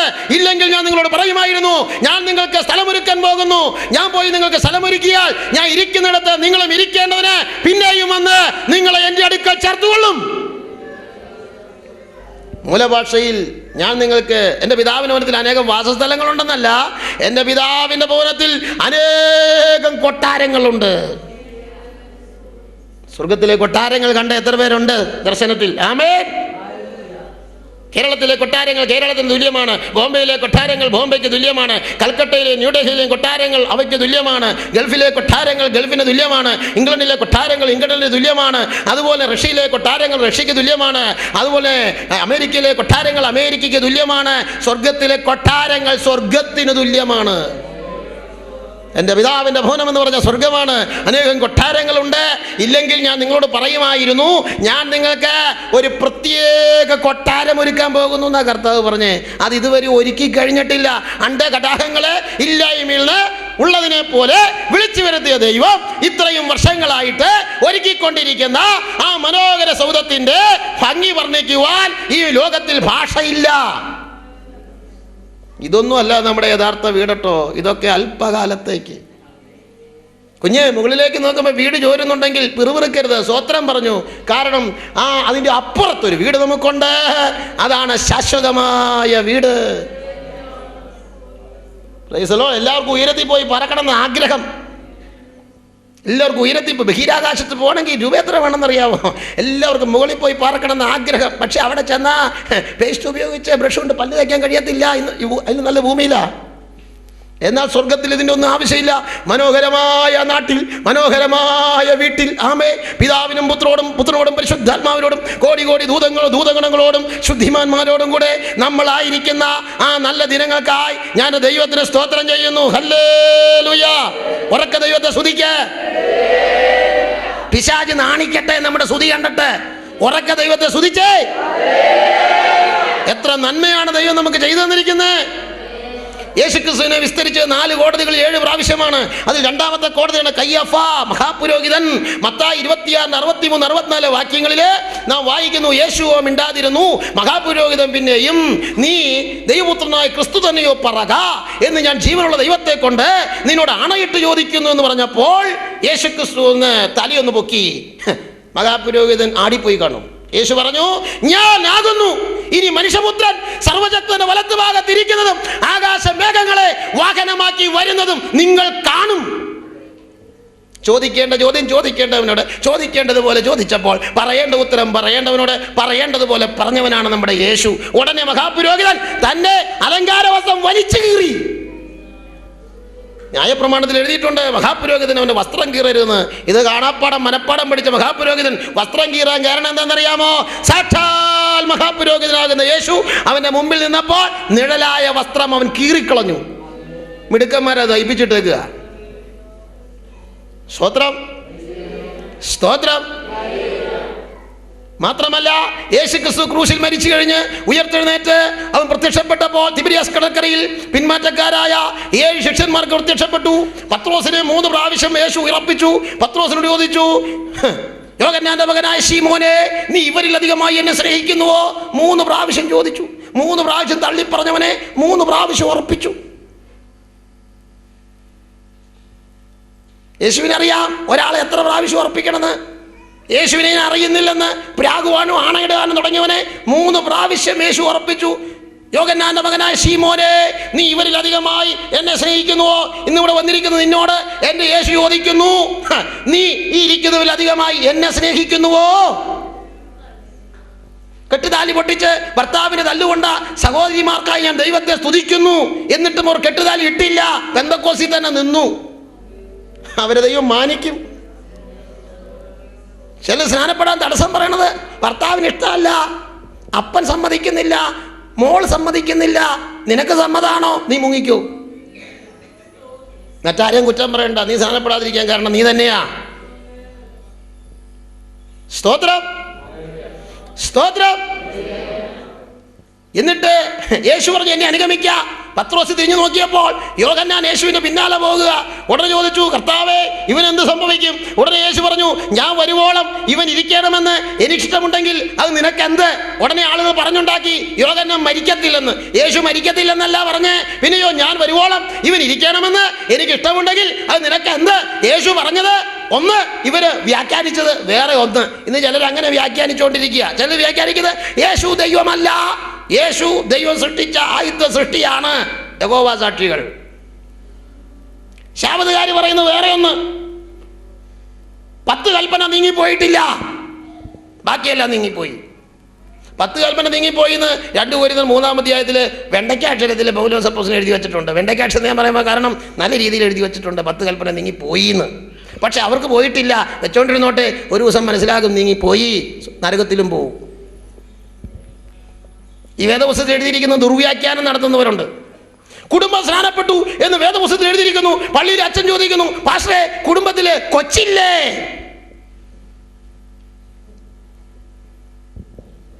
ഉണ്ടോ? ദുർവ്യാഖ്യാനം. വിശ്വസിച്ചവർക്ക് സ്നാനം എന്ന് ബൈബിളിലുണ്ട്. കുടുംബം സ്നാനപ്പെട്ടു എന്ന് പറഞ്ഞാൽ വിശ്വസിച്ചവർ സ്നാനപ്പെട്ടു എന്നാ. ഹല്ലേലൂയ. അല്ല, കൊച്ചിനെ സ്നാനപ്പെടുത്താന്നല്ല. എന്താ അവര് കൊച്ചി ജനിച്ച അന്ന് തന്നെ സ്നാനപ്പെടുത്താത്ത? അതിന് മറുപടിയില്ല. കൊച്ചി ജനിച്ച അന്ന് തന്നെ എന്താ ആശുപത്രി പോയി സ്നാനപ്പെടുത്താത്ത അച്ഛാ? അതിന് മറുപടിയില്ല. എന്തൊരു ദിവസം കുറിച്ചേക്കണേ? ഒന്നും ശരിയല്ല. വിശ്വസിച്ചവർക്കാണ് മാമോദീസ. സന്തോഷമുള്ളവർ ദൈവത്തെ കരങ്ങൾ ഉയർത്തി സ്തുതിച്ചാട്ടെ. Price the Lord. വേദപുസ്തകം ദുർവ്യാഖ്യാനം ചെയ്യുക. യേശു പറഞ്ഞതൊന്ന്, ഇവർ വ്യാഖ്യാനിച്ചത് വേറെ ഒന്ന്.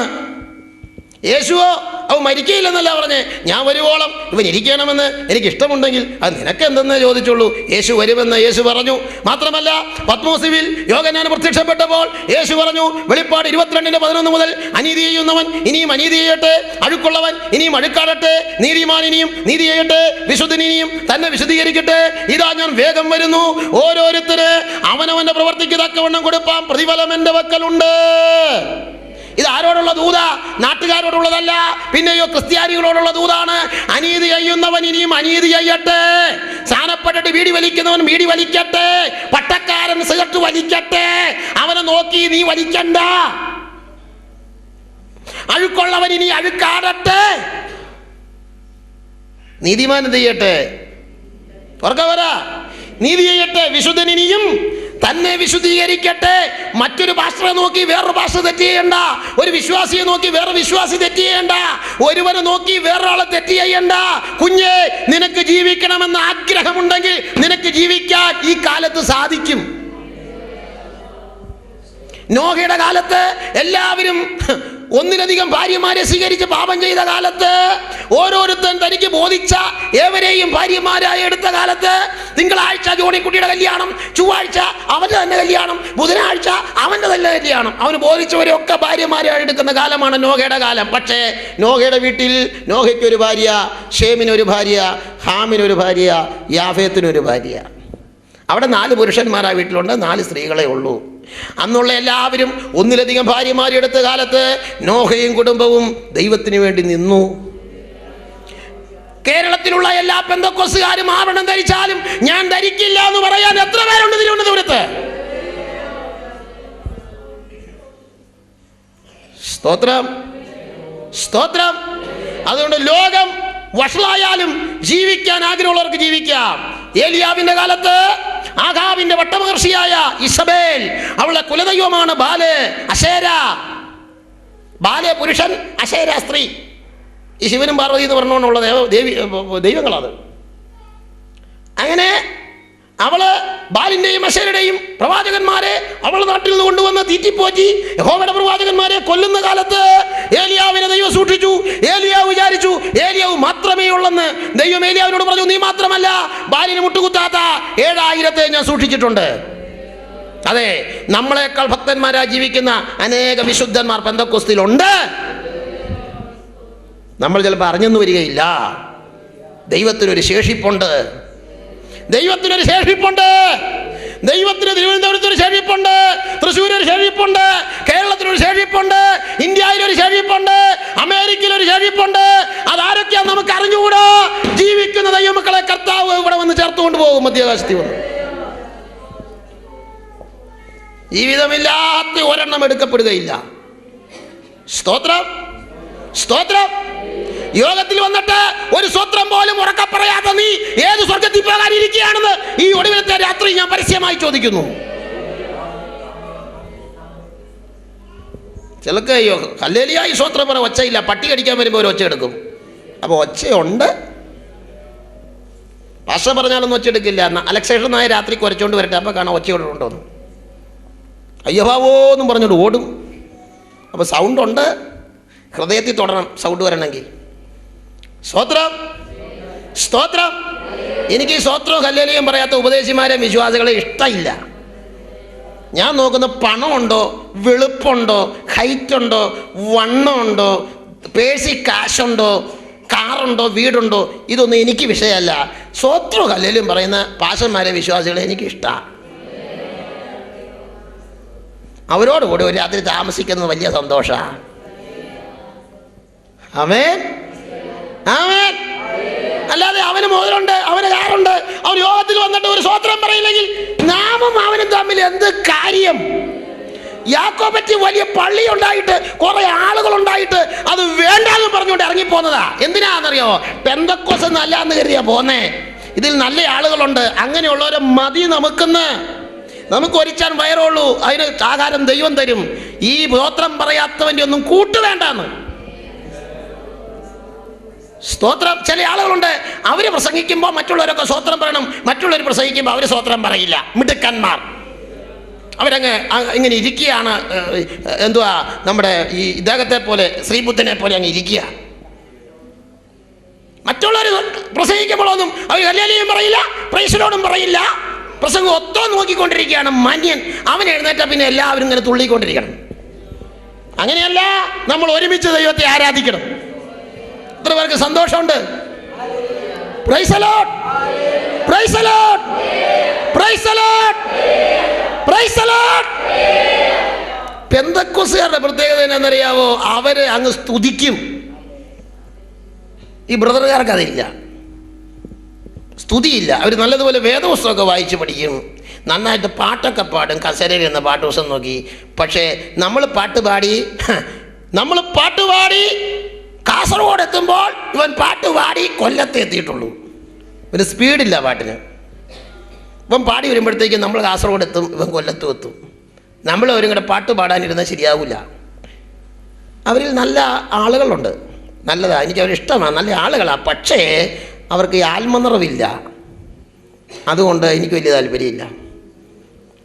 കൈകൊട്ടി ആരാധിക്കുന്നവരോട് കൂടെ ഇരുന്ന് ആരാധിക്കാൻ നല്ല സുഖമാണ്. കുഞ്ഞേ, നീ ആരാധിക്കുന്ന സഭയിൽ ആരാധനയില്ലെങ്കിൽ, നീ ആരാധിക്കുന്നയാളാണെങ്കിൽ നീ അവരോട് കൂടെ ഇരുന്നാൽ നീയും ചത്തുപോകും. അതുകൊണ്ട് നീ അങ്ങ് ആരാധിക്കണം. അപ്പൊ മറ്റുള്ളവർക്ക് തീ പിടിക്കും. മറ്റുള്ളവർ ആരാധിക്കുന്നില്ലോ എന്ന് വിചാരിച്ചോ നീ സ്വത്രം പറയാതിരുന്നാൽ മറ്റുള്ളവരെ പോലെ നീയും ആയിപ്പോവും. എന്നാൽ നീ അങ്ങ് ദൈവത്തെ സ്തുതിച്ചേ, നിന്റെ അടുത്തിരിക്കുന്നയാൾക്ക് സ്തുതിക്കണമെന്ന് തോന്നും. ഹല്ലേലൂയ. ചില ആളുകൾ മുമ്പിലേക്ക് നോക്കും, പുറകിലേക്ക് നോക്കും, ഇടത്തേക്ക് നോക്കും, വലത്തേക്ക് നോക്കും. എല്ലാവരും സ്തുതിക്കുന്നുണ്ടെങ്കിൽ അവരൊന്ന് സ്തുതിക്കും. അതൊന്നല്ല സ്തുതി. ആരും സ്തുതിക്കുന്നില്ലെങ്കിൽ അങ്ങോട്ട് ദൈവത്തെ അങ്ങോട്ട് സ്തുതിക്കണം. ഇസ്രായേലിലെ സ്തുതിയുടെ മേൽ വസിക്കുന്നവനാണ് ദൈവം. ആമേൻ. നാം ഇന്നിവിടെ ആരാധിക്കുമ്പോൾ ദൈവം ഇവിടെ എഴുന്നള്ളി വസിക്കും.